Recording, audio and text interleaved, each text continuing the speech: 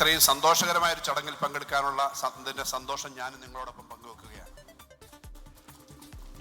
ചരിത്രത്തിൽ നിറഞ്ഞു നിൽക്കുന്ന എത്രയോ സംഭവങ്ങളിൽ ഈ വയനാട്ടിലേക്കുള്ള ചുരവും യാത്രാ ബുദ്ധിമുട്ടുകളും അതിൻ്റെ ഏറ്റവും പ്രധാനപ്പെട്ട കാര്യങ്ങളുമൊക്കെ എന്നും വന്നുകൊണ്ടിരുന്നതാണ്.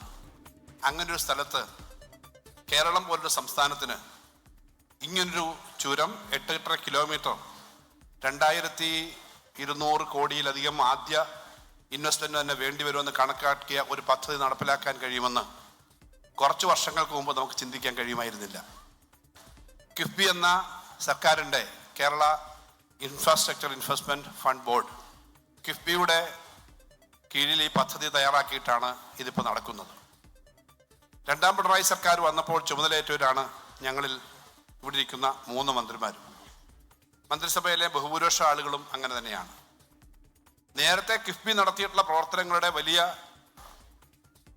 ഗുണങ്ങൾ കണ്ടിട്ടുള്ള സമൂഹത്തിൽ കിഫ്ബിയെ തകർക്കാൻ ശ്രമിക്കുന്ന ഒരു ഘട്ടത്തിലാണ് ഞങ്ങൾ ഈ പ്രവർത്തനം ഏറ്റെടുത്തത്.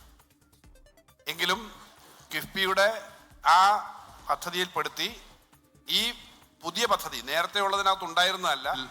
ഇവിടെ ഇരിക്കുന്ന 3 മന്ത്രിമാരും മന്ത്രിസഭയിലെ ബഹുഭൂരിപക്ഷ ആളുകളും അങ്ങനെ തന്നെയാണ്. നേരത്തെ കിഫ്ബി നടത്തിയിട്ടുള്ള പ്രവർത്തനങ്ങളുടെ വലിയ ഗുണങ്ങൾ കണ്ടിട്ടുള്ള സമൂഹത്തിൽ കിഫ്ബിയെ തകർക്കാൻ ശ്രമിക്കുന്ന ഒരു ഘട്ടത്തിലാണ് ഞങ്ങൾ ഈ പ്രവർത്തനം ഏറ്റെടുത്തത്. എങ്കിലും കിഫ്ബിയുടെ ആ പദ്ധതിയിൽപ്പെടുത്തി ഈ പുതിയ പദ്ധതി നേരത്തെ ഉള്ളതിനകത്ത് ഉണ്ടായിരുന്നതല്ല. രണ്ടാം പിണറായി സർക്കാരിൻ്റെ സമയത്താണ് ഇത് നമ്മുടെ ബോർഡിൽ വരുന്നത്, കാര്യങ്ങൾ ആലോചിക്കുന്നത്, അതിൻ്റെ ഫൈനലൈസേഷനിൽ പോകുന്നത്, അങ്ങനെ ഈ പണം അനുവദിക്കുന്നത്, പുതുക്കി ഈ പണം അനുവദിക്കുന്നത്. പണം അനുവദിച്ചു എന്ന് പറഞ്ഞ് ഒരു പ്രഖ്യാപനം നടത്തി ഉദ്ഘാടനം നടത്തലല്ല ഇടതുപക്ഷ ജനാധിപത്യ മുന്നണിയുടെ രീതി എന്ന് വ്യക്തമാക്കുന്നതാണ് ഏറ്റവും പ്രധാനപ്പെട്ട കാര്യം. അത് കോൺട്രാക്ട് കൊടുത്തിരിക്കുന്നു. 2 കോൺട്രാക്ടർമാരാണ് പ്രധാനമായും. അതിൻ്റെ ടണലാണ് ഏറ്റവും പ്രധാനപ്പെട്ട ഭാഗം. നേരത്തെ ഈ രംഗത്ത് എക്സ്പെർട്ടൈസ് ഉള്ള സ്ഥാപനങ്ങളെ നോക്കി പ്രീ ക്വാളിഫൈ ചെയ്ത് ടെൻഡർ വിളിച്ച് അതും ഫൈനലൈസ് ചെയ്തിട്ടാണ്. അല്ലാതെ ഒരു തറക്കല്ലിട്ടിട്ട് പോയിട്ട് പിന്നീട് അത് നടക്കാത്ത അവസ്ഥ ഉണ്ടാവരുത് എന്നുറപ്പ് ഈ ഗവൺമെന്റിനുണ്ട് എന്നുള്ളതാണ് ഏറ്റവും പ്രധാനപ്പെട്ട കാര്യം.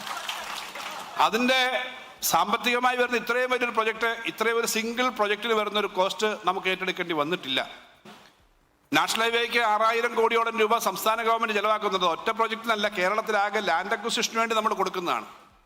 അത് തന്നെ ഇന്ത്യയിലെ സംസ്ഥാനങ്ങളിലാകെ നാഷണൽ ഹൈവേ വലിയ വീതിയിൽ പണിഞ്ഞു വരുമ്പോൾ അതിന് സ്ഥലമെടുക്കുന്നത് കേന്ദ്ര ഗവൺമെന്റാണ്. നിങ്ങൾക്കറിയാം, അവിടെ ടോൾ പിരിക്കുന്നുണ്ട്.